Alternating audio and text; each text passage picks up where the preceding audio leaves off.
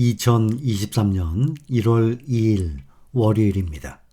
아시아에서는 우리나라만 오늘 증시가 열렸습니다. 또 중화권이나 일본이나 오늘 다 쉽니다.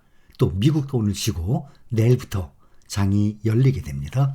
국내 증시 보면 코스피 코스닥이 조금씩 하락 중인데 최근 조회 종목들 보면 대부분 중국의 2차 전지주만 조금 약세이고 나머지는 생각 외로 상당히 강하게 상승 중에 있습니다.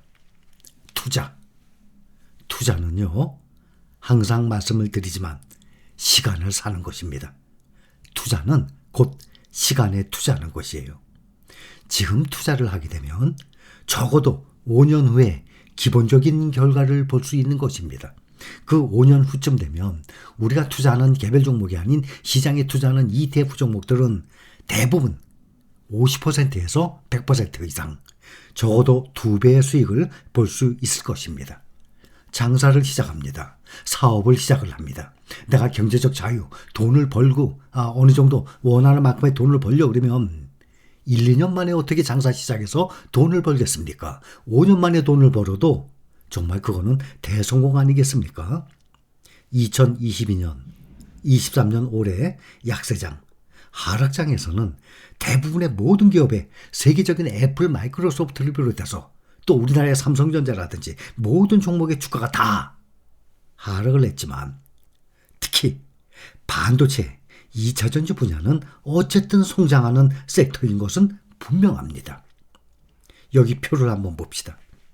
25년 전 우리나라 IMF 이후에 코스피 지수, 그동안 항상 S&P 500, 나스닥 기준으로 말씀을 드렸었죠.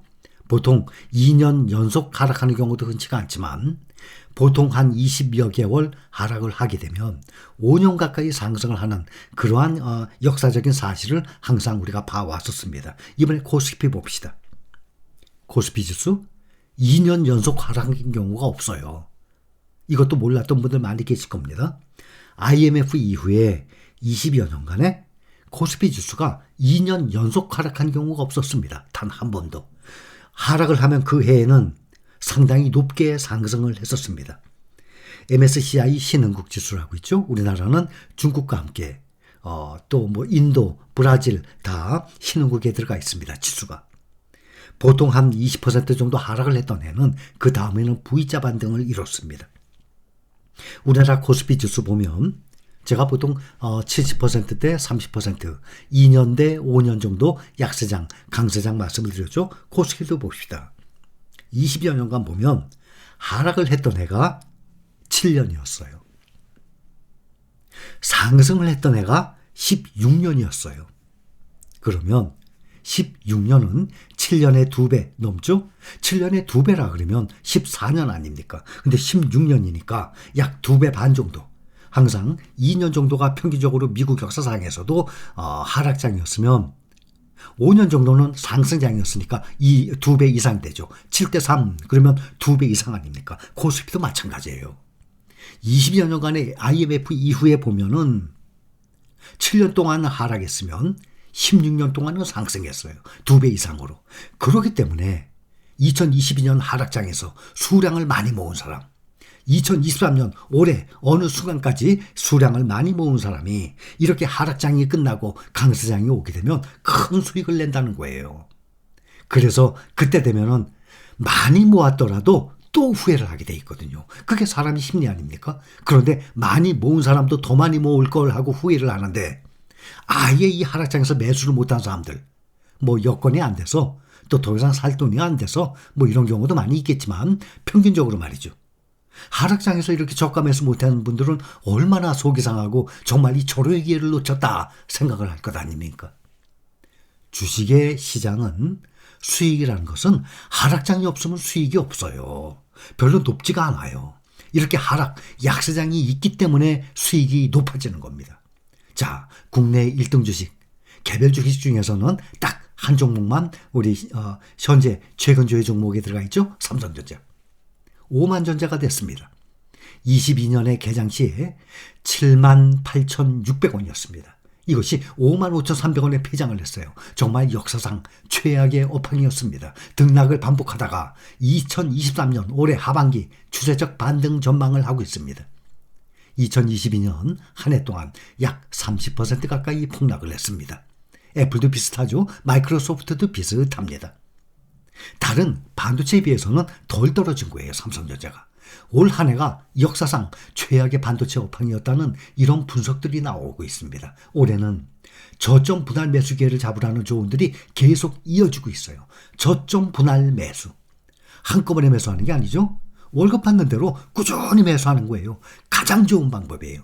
정말 제가 수없이 말씀을 드렸어요. 이것은 강 사장이 오면 누구를 막론하고 다 정말 절감을 할 것입니다. 삼성전자 지난 마지막 12월 마지막에 2.3% 하락해서 55,300원의 거래를 마쳤습니다. 1월 3일 종가 78,600원 대비 29.6%, 30% 빠진 수치예요. 외국인이 22년 한 해 동안에 8조 7천억 원을 매도했어요. 기관은 7조 7천억을 매도했습니다. 반면에 개인 투자자는 16조 순매수했어요. 3년 연속 개인 투자자 순매수 종목 당연히 1위입니다. 앞으로도 이것은 거의 불변일 것 같아요. 삼성전자는 가장 많이 매수하는 종목들이에요. 그만큼 사랑을 받고 있죠. 개미들의 이 폭풍 매집에도 삼성전자 주가 계속 하락 곡선을 그렸습니다. 삼성전자뿐입니까? 그 좋은 모든 종목들이 다 22년도에는 계속 연초부터 연말까지 계속 우하향을 했었습니다. 한때 주가 10만 원을 넘보던 이 삼성전자 주가가 고전을 면치 못하다가 5만 원대에서 끝났어요. 삼성전자 4분기 매출이 약 67조 1천억 이상을 합니다. 종전 추정치도 하회할 것으로 추정을 하고 있어요. 영업이익 역시 6조 원에서 5조 8천억 원으로 하향 조정됐습니다. IT 제품 수요 이 악화가 실적 부진의 주요 원인입니다.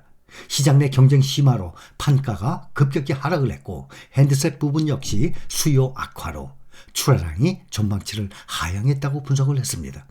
실적 부진의 원인으로 보면 지속적인 전방 수요 약세에 따른 메모리 반도체의 출하 및 판가 약세, 또 계절적 비수기와 인플레이션 영향에 따른 스마트폰 출하량 감소 및 평균 판매 가격이 또 하락을 하고 북미 고객사의 생산 이슈에 따른 중소형 디스플레이 출하 감소를 꼽았습니다. 마찬가지로 SK하이닉스 반도체 제조업체예요. 메모리 반도체 세계 2등. 4거래일 연속 1%대 하락을 보이다가 52주 최저가까지 떨어졌습니다. 그래서 7만 5천 원으로 증시를 마감했습니다. 삼성전자의 실적 회복 시기 새해를 맞아서 개인 투자들의 정말 최대 관심사예요. 증권가에서는 23년 하반기부터 반도체 업황이 회복될 것이라는 분석을 내놓고 있습니다. 어떠한 분석이든 간에 다시 한번 확인을 해봅니다. IMF 이후에 코스피 지수가 2년 연속 하락한 경우가 없었습니다. 그렇다면 그동안처럼 똑같다 그러면 22년도에 하락했으니까 23년도에는 연말에 마감할 때는 분명히 상승할 것 아니겠습니까? 역사적으로도 7년 동안의 코스피 하락했으면 16년 동안 상승했어요. 미국의 S&P 500 기준으로도 나스닥도 마찬가지지만 2년 정도 하락했으면 5년 정도 상승했어요. 그러니 지금 2022년 1년 동안의 하락을 그걸 못 참고 너무 힘들다, 너무 길다. 그러면 주식 투자 안 하면 됩니다. 왜 그렇게 힘들어하면서도 주식 투자를 하겠습니까? 그거를 기다리지 못하면, 그 1년을 참지 못하면 장기 투자 누구를 막론하고 못합니다. 자격 없습니다. 이것은 필수예요. must, MUST, 누구든지 꼭 거쳐야만 하는 과정입니다. 자, 여기까지.